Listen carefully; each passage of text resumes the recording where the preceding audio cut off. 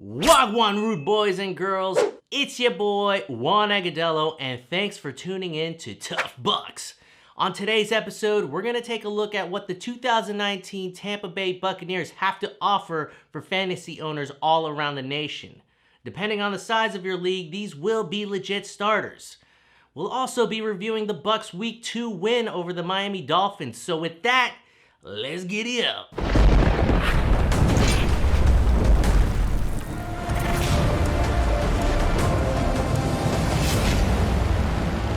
First off, don't be that jabroni who picks a bunch of players from your favorite team. Trust me, I've tried. Obviously, the first player from the Bucs that's gonna be taken off the board is my boy, number 13, Mike Evans. Look, he's a stud of a receiver and a cornerstone for any fantasy owner. An almost lock to get 1,000 yards as he surpassed that mark since coming into the league in 2014. Last year being his best in terms of yardage with just over 1,500 yards. Not only that, his size alone makes him a big red zone threat. In the last 3 years, he's finished top 5 in end zone targets. I'm predicting Evans to go late in the first round or early in the second round. He's good for 85 catches, 1,200 yards, and 10 touchdowns. The juice! No, not that juice. I'm talking about the juice, baby. O.J. Howard. He's the highest rated Buccaneer by position, and he's on a lot of people's radar, especially because the tight end position is so weak in terms of fantasy value. Before suffering an ankle injury in Week 10, OJ was putting up impressive numbers. When on the field, he's an absolute monster, averaging 16 yards per catch. His size and speed creates mismatches all over the place and makes him a dangerous red zone threat as well. If he's healthy and can stay on the field, OJ can grab 90 catches, 1,100 yards, and 11 touchdowns.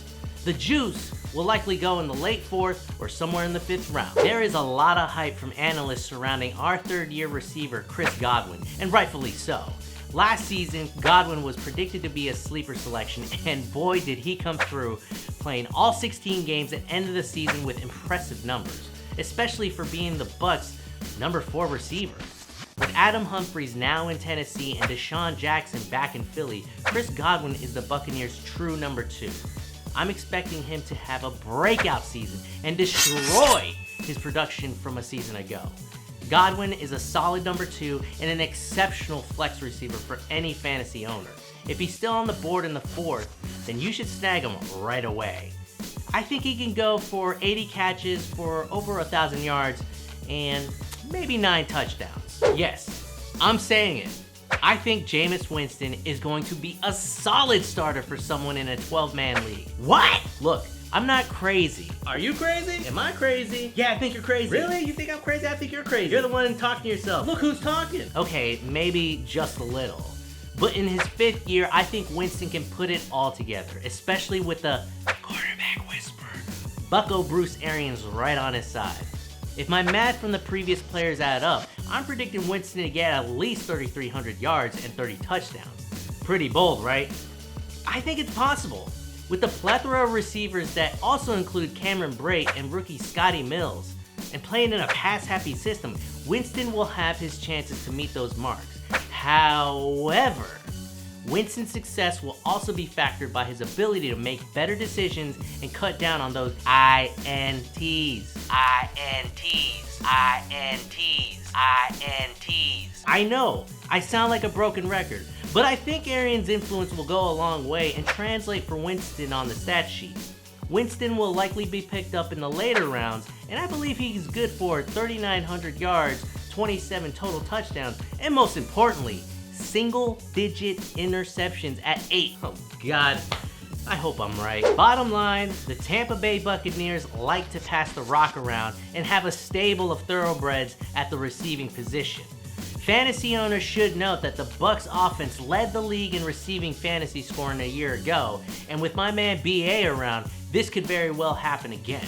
They just need to be very, very, very careful with Winston and their no risk it, no biscuit philosophy.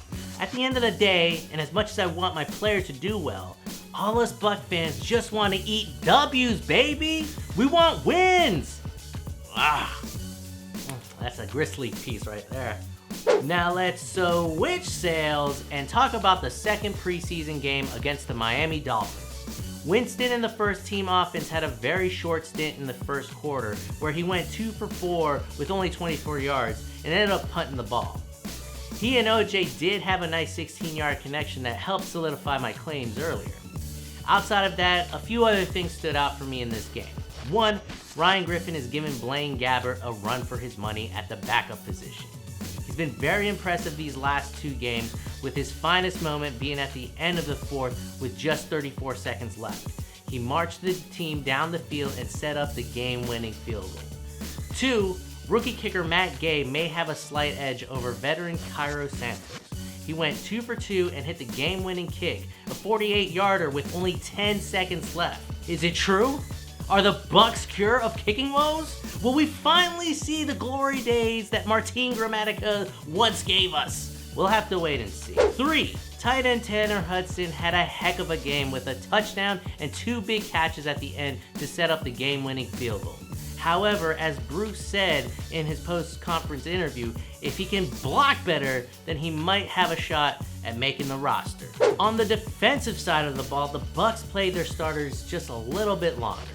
After a fumble by Andre Ellington, Josh Rosen and the Dolphins had great field position to start and made it to the goal line, but the Bucs D forced a turnover on downs. Let's go! Bucs veteran William Golston and new team member Shaquille Barrett both had tackles for losses, but Shaquille was the only starter to record a sack. From my point of view, the defensive backs are playing a lot better. One player that stood out for me was rookie Jamal Dean, who dropped a potential pick 6. You gotta make that play, man. But he redeemed himself with a nice interception in the end zone to preserve a 13-6 lead in the fourth quarter. It's still preseason, so I'm not going to claim this defensive unit is anything to look out for, but I'm liking what I'm seeing so far. And those are my fantasy options the Buccaneers have to offer, and my thoughts on the second preseason game against the Dolphins.